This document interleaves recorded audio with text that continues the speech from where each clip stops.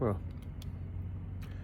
I could be wrong. I could be making a mistake by hanging out here. But, I think I found a nice little spot. And, bonus, sanctuary socket. Thank you very much. Across the street, there is a rest stop. They have bathrooms. So, I don't know, maybe I can take a whole bath before the before I stand before the judge.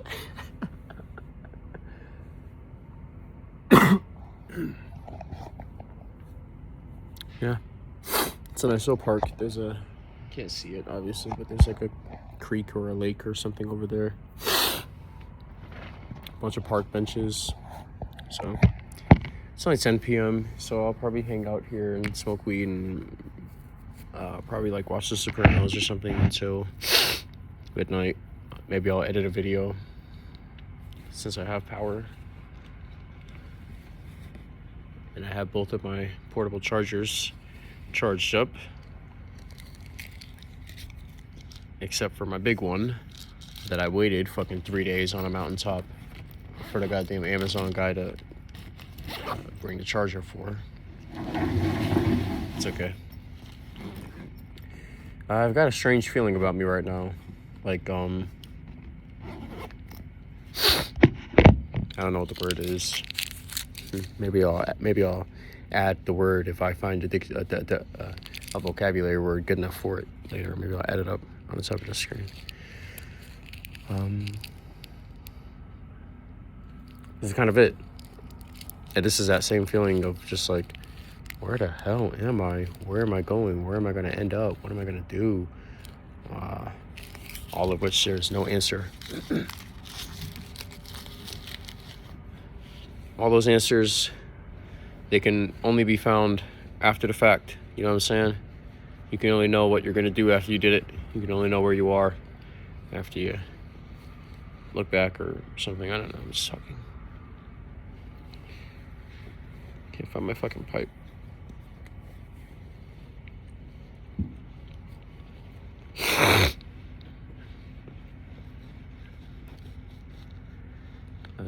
You know, it's a strange feeling thinking like, okay, I'm done with Colorado, like for real now, technically. And then so it's like, okay, so now what the fuck are you gonna do? I can hear that question. I think that's why I've been avoiding the phone so much, is because I hear that question. I hear that question before it's even being asked so many times. And on one hand, I don't know what I'm going to do because that's the answer that I'm going to give them. But on the other hand, hell, I've been thinking to myself about exactly what I'm going to do after I'm done here. Is I'm going to hitchhike to Denver and see if I can. I don't want to tell people that. That's going to drive me crazy. I mean, I have no problem telling strangers on the internet, but telling people in my personal life, it's much more difficult. And it's like, it's impossible to explain. It's impossible to explain how I could have such an incoherent thought as a hitchhiker, how I could come to this conclusion with you know, I don't have any influences. I don't have any hitchhiking influences in my life or whatever. I'm not trying to be like anybody. I'm just trying to do what makes sense to me, while also having a good time. You know, I could get a bus ticket back, but I don't want to. I want to see if I can, you know, kick it with a truck driver or some shit for a couple of hours. And if that goes well, then I think I'm going to try to hitchhike all the way to California. I don't know if that's a good or bad idea. No. Actually, I think it's a good idea because I keep coming up with it and I keep thinking it through and I keep processing it and I keep wanting it because I've weighed the ups and downs of it, and I think it's a good idea. I think it'd be really cool. I know that if I were to get to the end of my life, if I live a long life, and I croak on a deathbed, I would think, and if I never I have hitchhiked, but if I never did it like big time, like really tried it, I would regret that. I'd regret a lot of things. I don't know if I've told you. I might have, but I'll tell you again. When I was 17, about a week before my 18th birthday, I caught a horrible disease, meningitis, and it like struck me. It really fucked me up, man. It hospitalized me for like a week. I lost a lot of weight. I got like really, really sick. I thought I was gonna die. Everybody thought I was gonna die. There was one point where where they had like a local preacher come into my room and like pray with me or something. Actually, he didn't pray. He came in. He said, like something like, "Young man, do you know Christ as your Savior?" And at the time, I was like, yeah. And then that was it. So basically, he just came in to say like, "Hey, you're gonna die. You want to go to heaven?"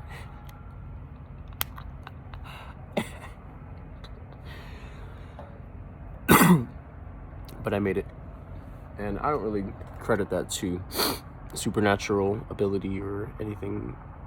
I think that is the wonder of modern technology at work. I remember a few years ago when I told my family that I told them at that time that I was an atheist. Nowadays, I would say I'm not really an atheist. I do believe in something divine. I just don't think that the Bible is worth reading 100 times over or making the prime book of all time. And if it's yours, yeah, I'm sorry. I apologize for even saying that. You know what I mean? But I got a lot of backlash from my family when I told them like I'm an atheist. And I remember one day my grandmother called me and she said something along the lines of what's she saying? Oh, she was like, who do you think it was that stood you up off that hospital bed when you had meningitis, blah blah blah? And I was like, the doctors. I think the doctors saved me. She was like, the doctors. I don't know. Maybe it was an almighty God. But I do believe in divine power. And yeah, I do believe in okay, if I'm being completely honest, I believe in like I think it would, if there's a God, there are at least, if there's one God, there's at least 1,000 other gods or other entities, which if they were to reveal themselves to you or whatever, you would almost instantly revere them as a god. If a man who was 25 feet tall, just showed up one day and was just like walking down the middle of the fucking highway, literally everybody would like stop their cars and like take pictures and like try to talk to him and like get on their fucking hands and knees and worship him. Like he could literally be like, yeah, I'm God, obviously. And I'm like, yeah, some people might want to test, but a very large amount of people would just say, yeah, obviously. And I remember I was telling a guy earlier today. I was telling a guy in the library. he was talking my ears off about, man, like every conspiracy theory you could ever imagine, I swear. And I was loving it. And I just remember I had made a point. It said something, oh yeah, the other day I woke up on an anthill. I woke up sitting on an anthill. And at first I kind of panicked, but then I realized like all the ants are like walking around me. Like some of them might even come and like feel around on like the bottoms of my shoes or whatever. Even like my backpack and all my stuff, like they would feel it and then they would be like, oh, that's not the direction we're going, and they'd turn around and leave. If I put something down in the path that they were walking, they would feel around it and they would go around it. And I really thought about that. I really thought about how, I remember specifically there was one ant. It was inside it was on my blanket, and it was like caught in the threads. It was trying to get a piece of like a crumb out of the threads of my blanket, my picnic blanket. And I remember it was like getting like real tangled up in the threads. So I just remember at the end, I was just like, okay, well, I'm about to leave, and I don't kill bugs. So I gently helped it off the thing, helped it off the blanket, and then I picked up the crumb and I dropped it in front of him. And then I just really started thinking to myself, first he, it, walked around in circles trying to get its bearings, trying to maybe, I guess, feel for the pheromones or the smells or whatever, the chemical traces, whatever the fuck they do. So it was walking around in circles like it was really confused. And then it found the food and it picked it up and it walked off. And I just remember thinking, I remember it tried to go back to the blanket, because maybe that's like where the scent trail led. I don't fucking know. I tried to go back to the blanket, and I pulled it up like right before, and it saw that, and like stopped in its tracks and then turned around. Anyway, so I just remember thinking all that stuff, thinking about how I'm literally like 5 trillion fucking times larger than any ant on the fucking planet. And but it was hitting me so hard, the idea that the ant can't see me, like, at all. It can't even begin to visualize, comprehend. It has no idea what I look. I mean, to it, whatever it senses me as is a real and a whole thing, and all the obstacles in and out of its way that I put there is the same. It can sense it, but it doesn't see what I'm seeing.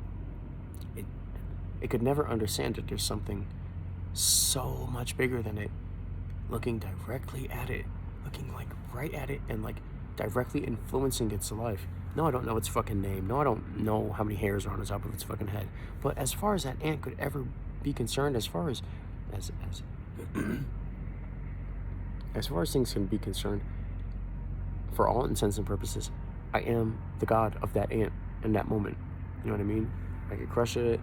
I could put it in a little, 25-cent toy, little spaceship container thing, and keep it as a pet in my fucking pocket for the rest of its life.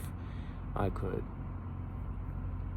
give it a Dorito and like feed its fucking lineage for 1,000 generations. Like,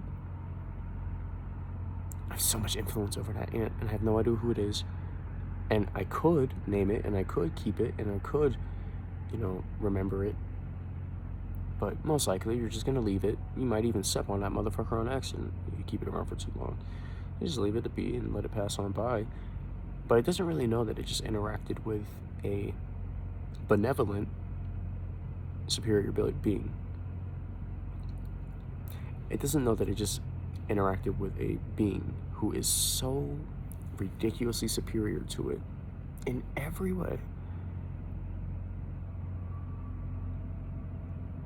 but at the same time, like, genuinely empathetic to its needs.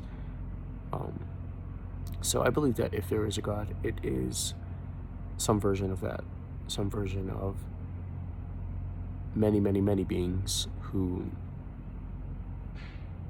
do have practically infinite power over the bounds of your reality, as far as you can imagine it, but you would never be able to perceive them, like, ever. You can't, like I don't think that I could. I mean, maybe I could. I mean, if that ant would have got on its hind legs, put his hands up in the air and waved them back and forth, hell, that would have actually got my attention. and I might have treated it accordingly. But I don't believe that I would be able to very, very well communicate with a higher being of that nature. I believe a higher being of that nature, the action of its cells in its stomach metabolizing food, or whatever the fuck the words are, right? Like, I would see that one single molecule as like a whole planet revolving around a celestial body in the sky. I don't know if that's how much bigger we are than the ants, but You know, sometimes you look at that little motherfucker and it's like, yeah, maybe. Maybe. Certainly mountain-sized. Okay, this video is getting past 15 minutes. I'm trying to not record such long videos. I just wanted to show where I'll probably be sleeping tonight unless I see somebody coming by or something. It's the middle of the fucking night almost, and nobody really seems to live out here. Just a bunch of hotels and whatnot around here. So hopefully nobody calls security or the police. If they do, I'll leave. I literally just said this probably less than 25 minutes ago, but smash that fucking like button. Subscribe and all.